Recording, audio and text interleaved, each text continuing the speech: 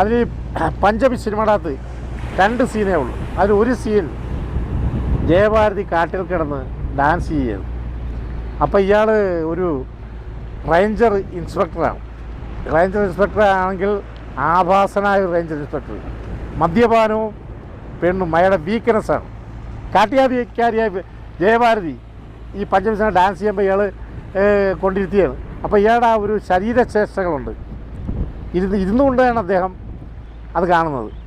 ആ ശരീരചേഷ്ടകളും ആ ഫേസിൻ്റെ ഒരു ഇതും അദ്ദേഹത്തിൻ്റെ ഒരു ഭയങ്കര അട്രാക്ഷനായിരുന്നു പഞ്ചമിയിൽ. നസീറിനെക്കാട്ടി കൂടുതൽ അത് 2 സീനുണ്ടെങ്കിലും മനസ്സിരിക്കുന്നതാണ്. അതിൽ ആന ചവിട്ടിക്കൊല്ലേണ്ട രംഗമാണ്. അതാണ് കൊല്ലം ഭാരതിയമ്മ, സ്വന്തം അമ്മ പൊന്നച്ചൻപിട്ടിയുടെ ഭാരതിയമ്മ കണ്ടിട്ട് കരഞ്ഞെന്ന് പറഞ്ഞ് മാനെ ഇനി എന്നെ സിനിമ കൊണ്ട് കാണിക്കുമെന്ന് സ്വന്തം നായരോട് പറഞ്ഞു. ആ രംഗം മകനെ ചവിട്ടിക്കൊള്ളുന്ന രംഗമാണ് അമ്മ ആദ്യം കാണുന്നത്. Villain role